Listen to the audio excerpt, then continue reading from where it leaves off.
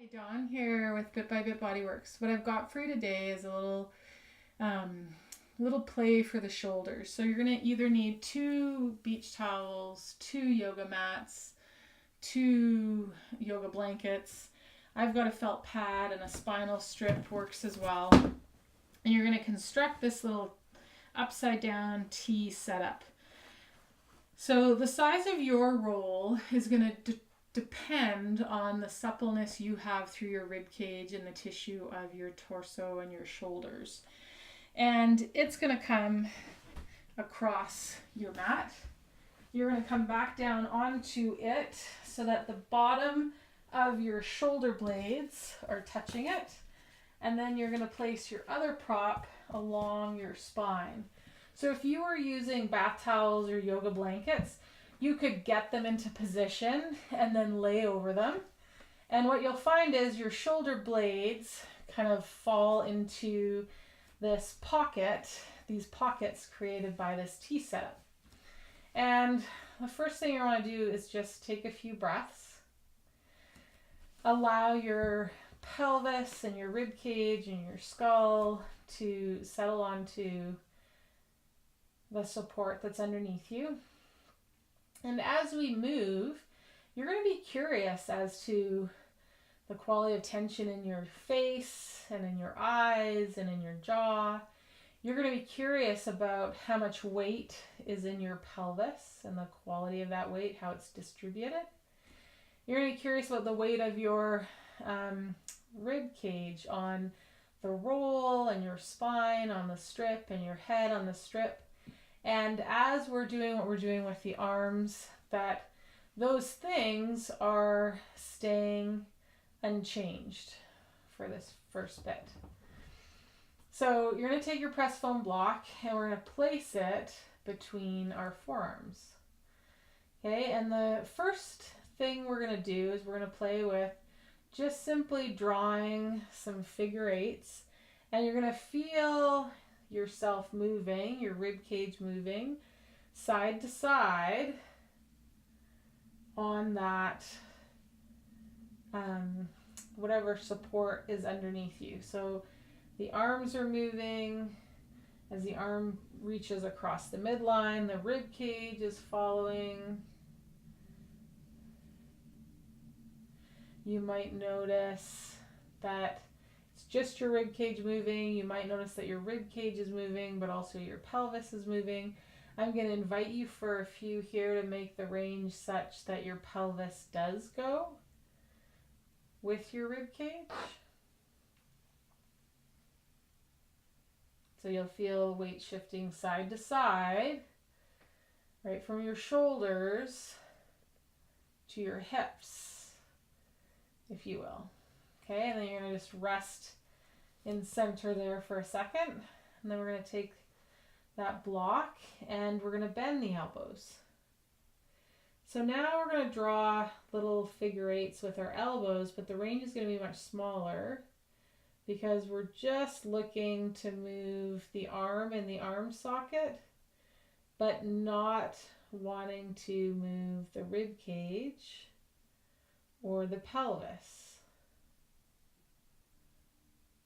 And it's not that I'm holding the rib cage or the pelvis, locking them into position or anything.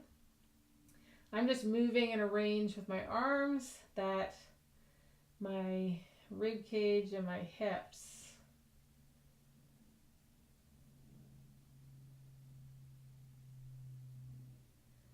can remain steady. I'm going to change direction of those figure eights.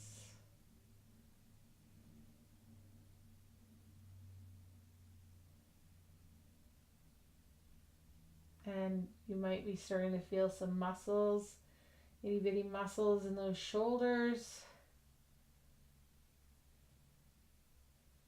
that are working like crazy. I might start to take the arms overhead and just change that angle, and again, some itty bitty figure eights where my pelvis remains steady and I stay heavy through my rib cage.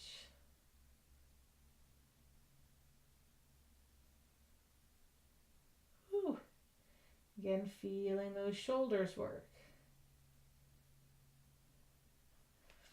I'm going to put the block down, and I'm going to curl my pinky and ring finger in, and then bring my other fingers just a touch.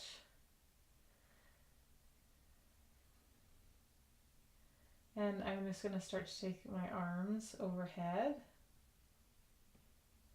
Oop.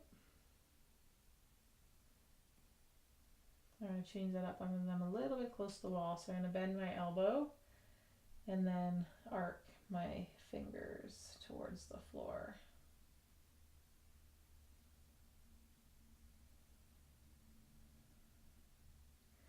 And I feel for how my shoulder blades feel like they're moving on my spine. As my arms go into some flexion, I'm going to feel the bottom tip of my shoulder blades moving kind of like a wing away from the spine and around to the sides of my rib cage.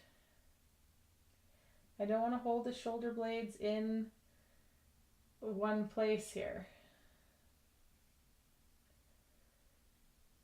Okay, then I'm going to relax that, and I'm going to play with bringing a hand onto the wall, maybe down to the floor,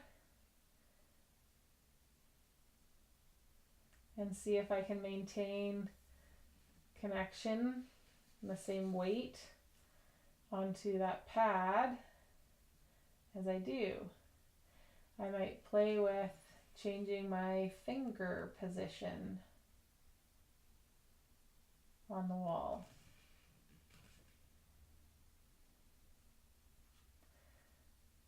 What does that do?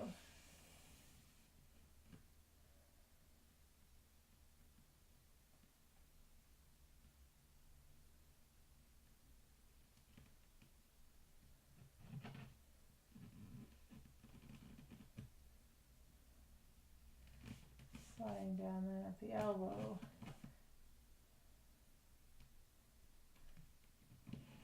So I bring the heel of the hand to the wall and then play with, can I draw my fingertips off the wall? Yeah. That's really hard. All the while breathing and maintaining connection through that rib cage and the pelvis on the support. Okay, so lots of different places that you can experiment with the movement of the arms, the positioning of the arms, while maintaining the position of the rib cage and the pelvis and the spine as you go.